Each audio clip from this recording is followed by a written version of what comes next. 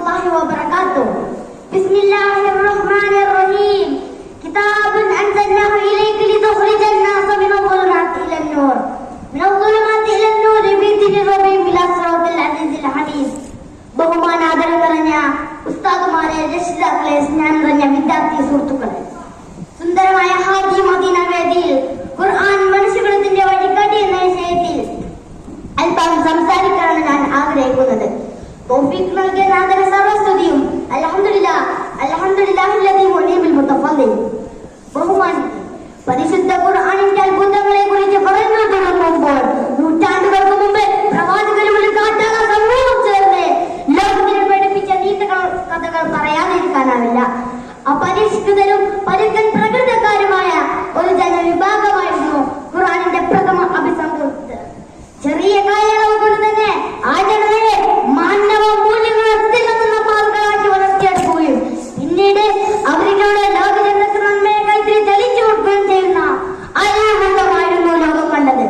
വിശുദ്ധ ഖുർആൻ കേവലം ഒരു രാജ്യത്തിന്റെയോ ഒരു ഭാഷയുടെയോ ഒരു കാലഘട്ടത്തിന്റെയോ ഒരു വർഗത്തിന്റെയോ മാത്രം ഗ്രന്ഥമല്ല, മറിച്ച് മാനസികതയെ അഭിസംബോധന ചെയ്യുന്നത്. കാല, ദേശ, വർഗ, ഭാഷ വിവേചനങ്ങൾക്ക് അതീതമായ മാനുഷികതയെ എന്ന അഭിസംബോധനയുടെ ഖുർആൻ അടിവരയിടുന്നത്.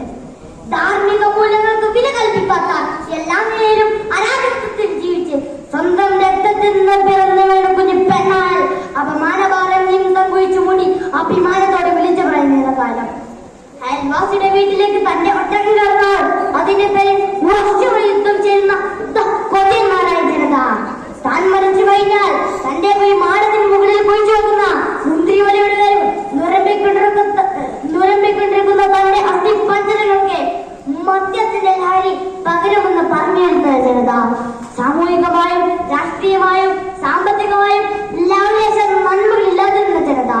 ജീവിതത്തിൽ അടിമയും പെണ്ണുപിടിയും കല്ലുകളിയും മാത്രം ലക്ഷ്യമാകുമ്പോൾ അതിനുവേണ്ടി എന്ത് അനീതിയും, എന്ത് അക്രമവും, എന്ത് അസഭ്യം, എന്ത് അശ്ലീലമായ തൃപ്തരായ സമൂഹത്തെ പുസ്തകാലം കൊണ്ട് ഖുർആൻ നക്ഷത്ര തുല്യരാക്കി സംസ്കരിച്ച് ഏറ്റവും ഉദാത്തമായ മാതൃക മുന്നിലാക്കി മാറ്റി.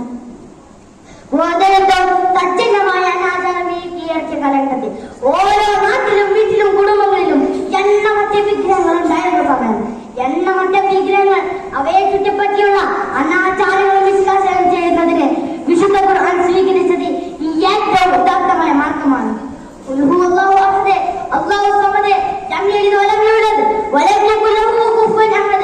എന്ന വിഷയം പ്രഖ്യാപനം നടത്തി നിരീശ്വരവാദത്തിന്റെ യുക്തിവാദത്തിന്റെ മുഖത്തടിക്കാൻ ഖുർആനിൽ നിന്നും സാധിക്കുന്നുണ്ട്.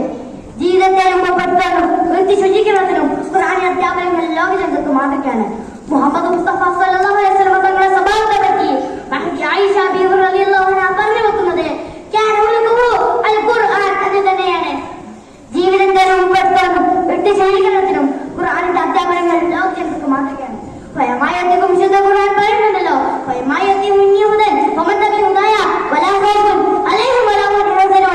അവരെ സ്വച്ഛപ്രകൃതിയിലേക്ക് തിരിച്ചു കൊണ്ടുവന്ന് സ്വതന്ത്രരാക്കാനാണ് ഖുർആൻ ശ്രമിച്ചുകൊണ്ടിരിക്കുന്നത്. അതുകൊണ്ട് ഖുർആൻ അതായിരിക്കണം നമ്മുടെ മാനിഫെസ്റ്റോ. അതിന്റെ വാഗ്ദാനം അത് പകർന്നു നൽകണം. അല്ലാഹു സുബ്ഹാനഹു വ തആല തൗഫീഖ് നൽകുമാറാകട്ടെ. അസ്സലാമു അലൈക്കും വറഹ്മത്തുള്ളാഹി വബറകാതുഹു.